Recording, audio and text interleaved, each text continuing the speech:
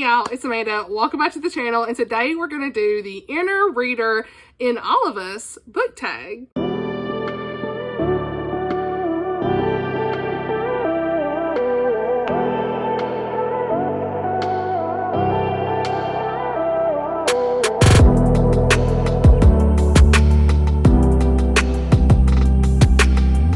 Alright y'all, so this is a tag that was created by the lovely Tammy at the Protagonist Pub. This is an original tag she did, so please do this tag if you feel so inclined. It is a wonderful tag that really gets you thinking because your girl had to think.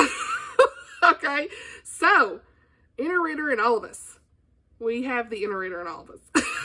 Okay, I love the questions that she created. There are 10 questions here, and let's just go ahead and dive right in because we got a lot to talk about, okay? I do have my phone. I'm filming on the Hubs' phone for logistics, and I have this. Y'all seen, I put some bloopers in the front. Getting the setup was hard, but I did. You would laugh if you've seen this, but I do have my phone sitting here with the flashlight on because it's dark. Anyway, so I've got my iPad here. The books are sitting around me. We're here. Let's go. So question number 1 is, what book intimidates you the most? Now, I done told Tammy what my answer was on this. So first is, the only one I got through this. What am I saying? First question, The Way of Kings by Brandon Sanderson. Now, there's just something about, first of all, how big this is. I don't know if this is like, no, this is book 1.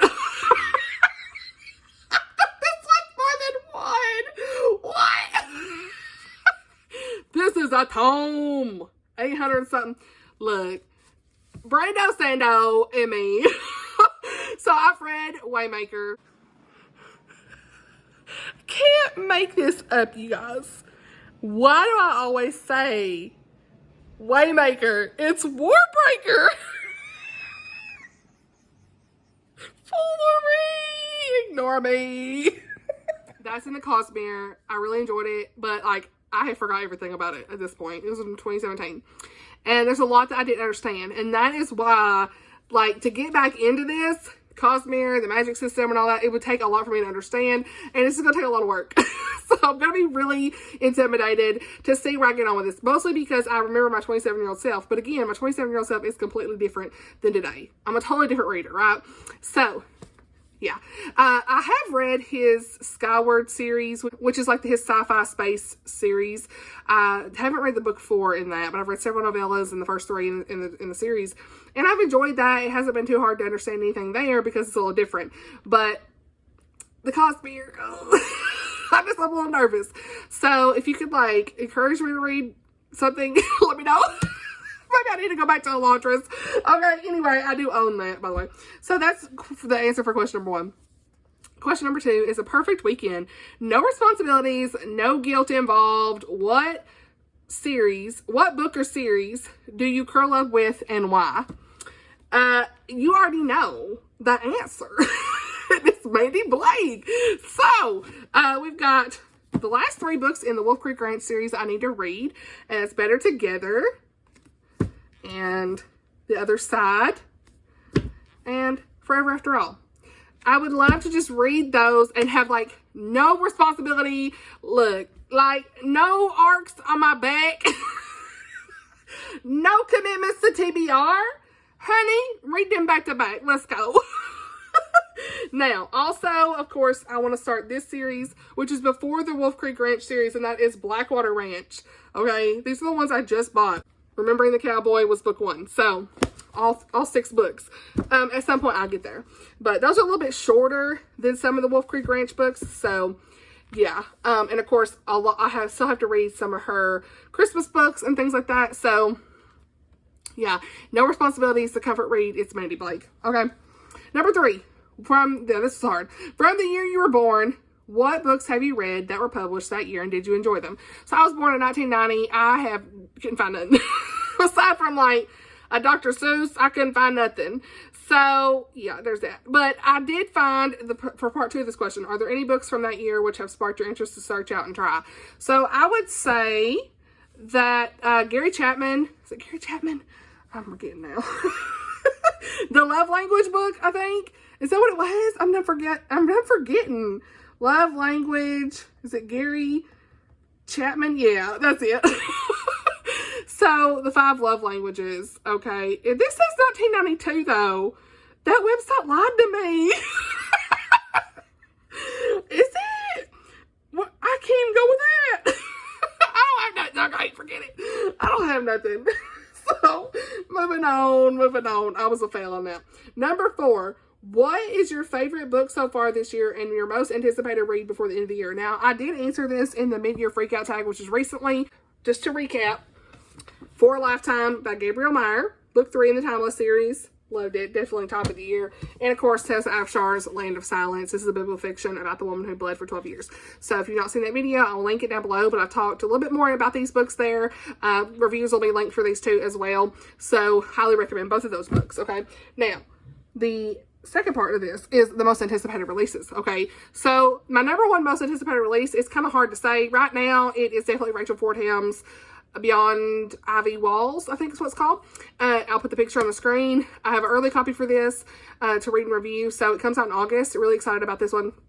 But it's kind of got that Beauty and the Beast spin on it. So I talked a lot about that in that video as well from a mid-year freakout tag. I think I read the synopsis in that. I will link it down below just in case you want to check it out from Baker Bookhouse or Amazon. But I do have some physical copies of books I'll show you guys that I'm really excited about that are coming out later this year.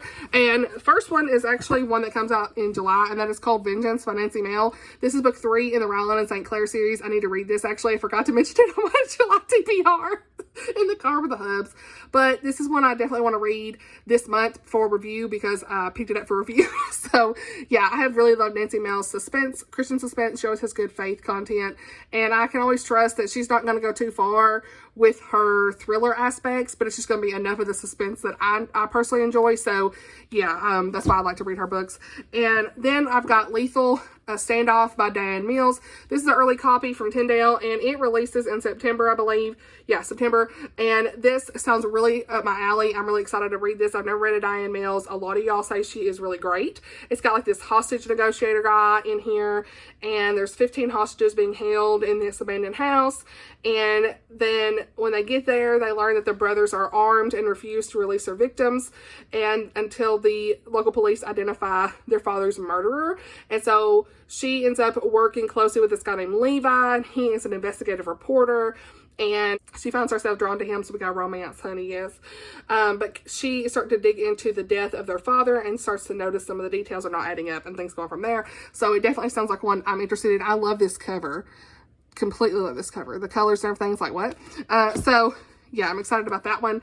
And then, of course, this is one I've talked about recently as well, Waiting for Christmas by Lynn Austin. This comes out in September, I believe, October, no, wait, October? September, October, sometime around in then. I can't remember exactly. It says October on the back now, so my bad. But this is an early copy, and I love the cover. And I think it's going to be a hardcover, little tiny book here. I'm not 100%, but I think so. I have read All My Secrets. I was trying to look up there at the title. And I think it kind of ties in with that a little bit, but I don't think you have to read it. It does say it's a standalone Christmas book. So that's great. But since I've read All My Secrets by Lynn Austin earlier this year, that was another favorite of the year as well for me. I am definitely looking forward to this one. Okay, so those are some ones that I owned I could show you guys.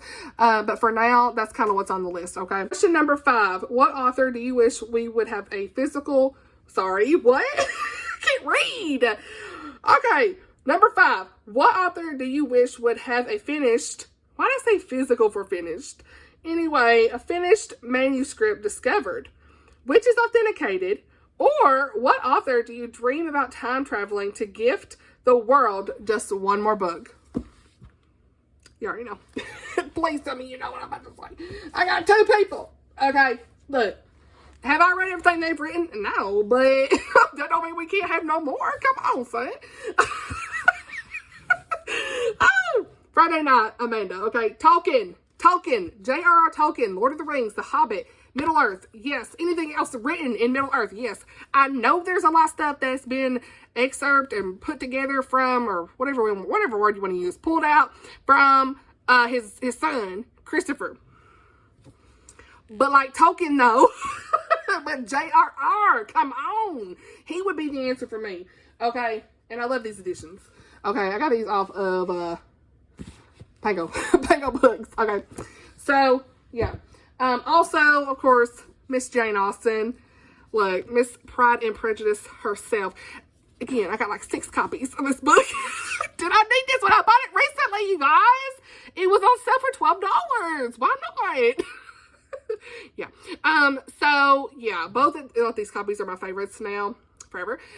When I reread this, I don't know which copy I'll pick. But, Pride and Prejudice, Jane Austen, I have not finished all of her works, but why not? We would want more from her, right? Come on. All right, now, number 6. Don't y'all know the answer to this?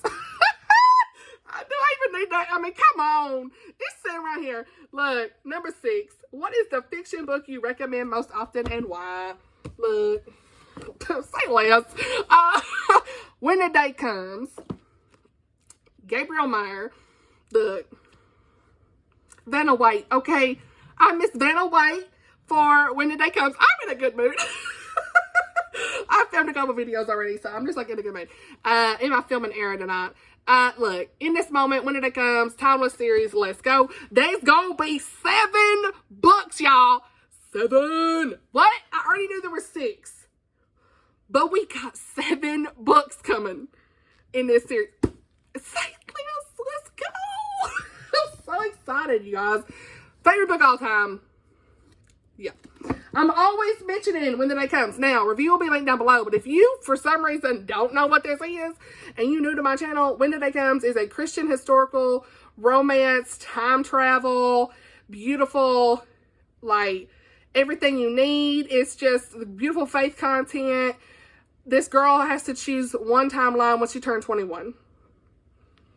What? Every day she wakes up and she's in a different body. Same mind. So she's not really living in both timelines technically, but yeah, her mind is.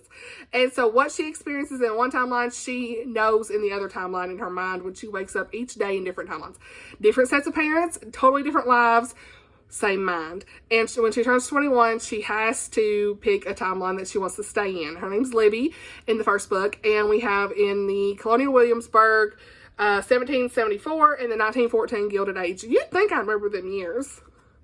But, I mean, as much as I've looked at this, come on. Anyway, and then the second book follows 3 timelines, which was 1861, 1941, and 2001. And it was in this moment. So, let's go. I absolutely love this. And there's one thing I love about her books is that her time travel is very well explained. And so, like, you can't change the future or anything like that, or you forfeit that time. Like, she really explains all that. And I like that. So, and the time crosser thing is a gene that is passed down from the parent. There's like a birthmark and all this stuff. So, yeah. That's the answer. Let's move.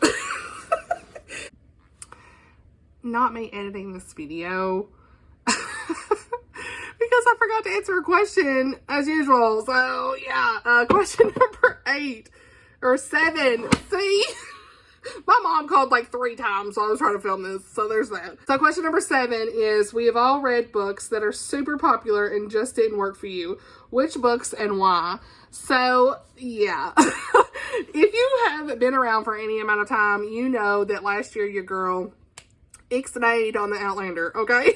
So I had a lot of convictions come up during my reading for that. It was around the time I read When the Day Comes, and I really felt like the Lord like put that book in my path for a reason, so that I could see that I didn't need those Outlander books anymore. Like, I was reading all clean fiction, except I was still promoting and interested in and talking all things Outlander, and that was definitely a red flag for me. I just didn't feel good about it. I have a video where I talked about the convictions I was experiencing and the process of me taking them off my shelves. And I will link that below from last year. It's time stamped, so you could kind of skip to the middle, I think. It's from last summer, in June actually. And it was such an experience for me because that was a very popular book series. It was something nostalgic for me since 2014. 10 years ago, I was a very big fan of the show, And leading up to, I guess, 2017, 2018, and I just started reading the books around that time, and I read all 9 books, even the 9th one that came out in 2019 or 2020. And I started really my clean fiction reading journey in 2021, going into 2022 and 2023 and so forth. And here we are today. And so I had put all of the popular books down that I had read at the time, and that was the last ones I took off the shelf. Like, y'all used to see, your girl had all them books sitting on the shelf. If you go back to our old videos, like, I used to talk about that being a favorite series and excuse it a lot, and no slouch if you like it, but for me, it was just, like, very convicting for a lot of the things that are in it, and I just see it in a different light now. So I would definitely say that that's a popular book series I do not get along with anymore. Okay, at all. I totally don't see what I used to see from that. Okay, so if you want more of a recent answer, I would definitely say also last year I had an entire discussion on secular romance. Linking that below too. There's a lot of tea in that video, but very honest, open discussion when I tried to read some Book of the Month books, and an Abby Jimenez, Part of Your World, was on there. And I read probably 50 pages of that book, 30 to 50 pages. Did I even get that far? I can't remember. And it's such a popular book. People were saying you could skip things. It was really great. Had good themes. It might. Your girl couldn't even get there because the explicit content in the beginning was just too much for me. And it was just way too much spice for me. I don't read books with spice at all. So yeah, at that point, I was like, it really validated the reason I was dropping that book, you know, and dropping those type of books off my shelves in full, completely, and never looking back. So that's one I definitely didn't get along with. I don't ever plan to read her again unless she completely changes her books up to not have any spice in them. Even if it's one saint, I'm not even going to read it. Like, there's no point. There's no reason to have that in there, in my opinion.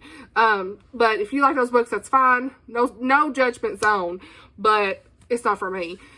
There's too many clean books out there that don't have that stuff that are still really great, and it proves we don't need that in books, in my opinion. So yeah, I mean, I had a whole discussion, going off on a different thing here, but I had a whole discussion on my Instagram about, I saw all these different dark romance books over the last few weeks. Every time I go to the bookstore, I'm just so sick of seeing the marketing of these dark romance books. One of them was called Satan's Affair.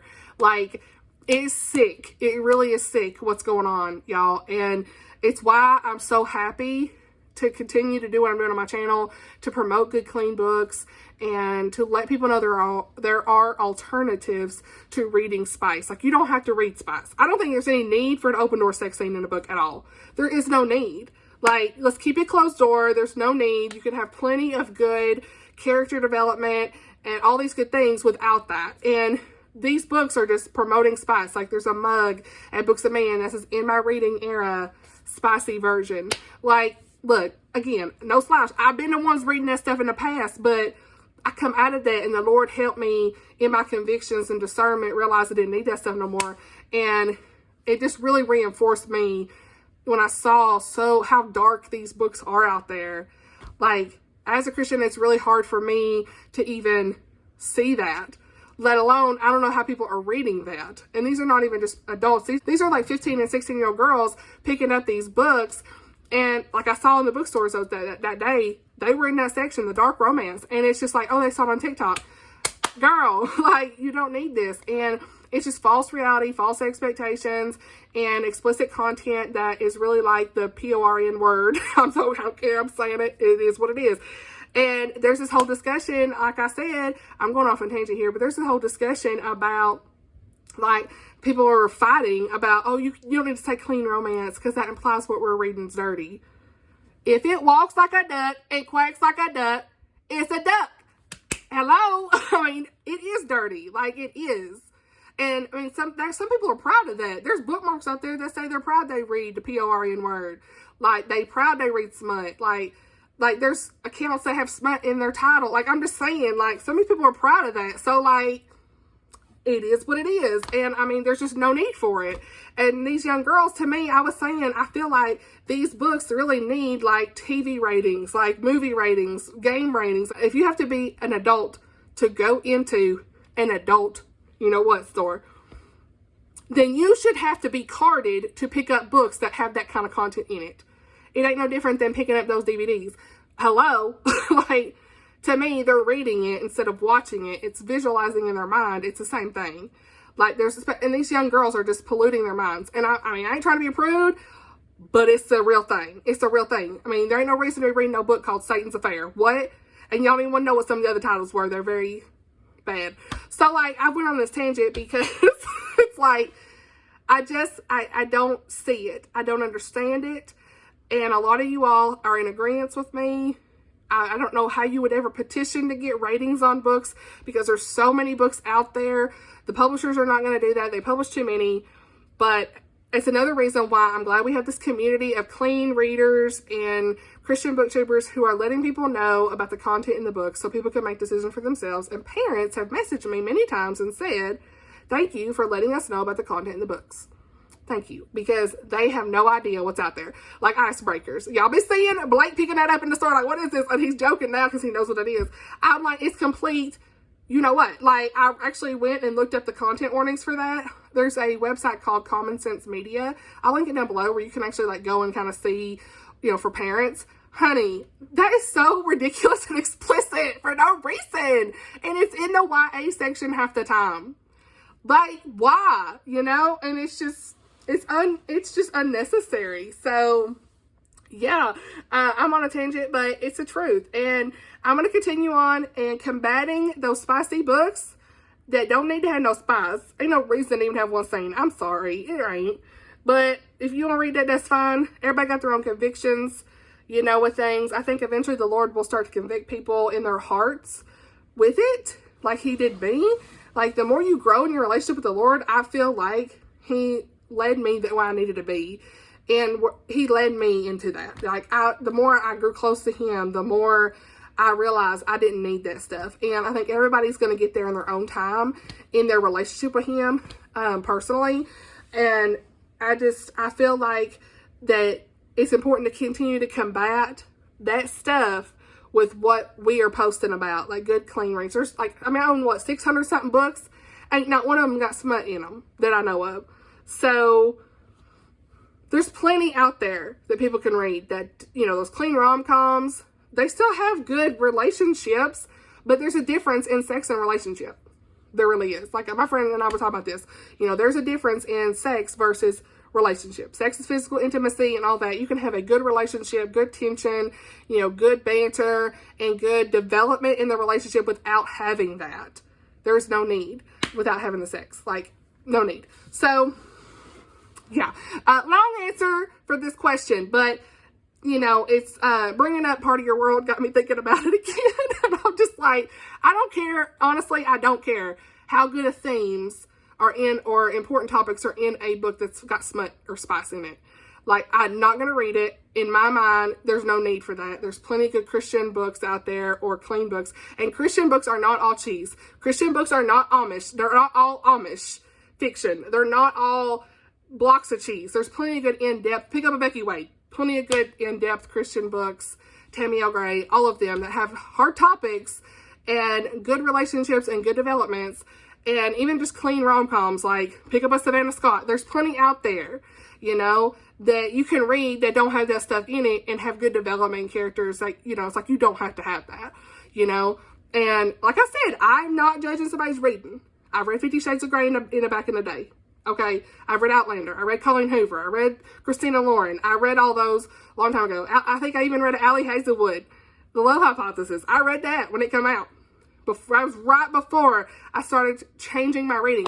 And looking at what I know now, and as I've read over 300 books that are clean Christian books, like ever since then, I realized we don't need that in fiction. Mic drop. So anyway, moving on. Okay, I can't think of anything else that's a very popular book. Obviously, I don't read a lot of the popular books unless it's clean, and that I'm kind of sticking to that. You know, if there is a scene that is very small, I will mention it. If I come across it and don't mean to, please let it be closed door, but I will definitely let somebody know. And so I'll DNF if I have to. If it's over my boundary, I will DNF. So that's the beauty of DNFing a book when there is sexual content that is not for you. That's the beauty of peace out, is gone. Eat the book. Okay, everybody's convictions are going to be different. Everybody's discernment's different. Again, not judging reading, but just how I personally feel. And I'm so passionate about that after literally the last 2 weeks of going to bookstores and seeing the way they market it and promote it for these young kids. And I see the young girls picking these up, and it really it's frustrating and it's heartbreaking and upsetting. And I just want to continue to share on my platform what the alternative is and let you know if there's something in a book that I come across, because I do read secular books still, let you know kind of like where I personally land with it. Again, everybody's conviction is going to be different, but at the end of the day, I'm just doing the best I can to let you know so you can make your own decision for yourself and your family and your kids and stuff. So yeah, moving on to the next question. Question number 8. What nonfiction book most intrigues you that you don't yet own? Oh, I forgot to answer this. I think I know what the answer is for this. I think, oh, wrong iPad. I pulled up the iPad that's dead. Y'all, this day.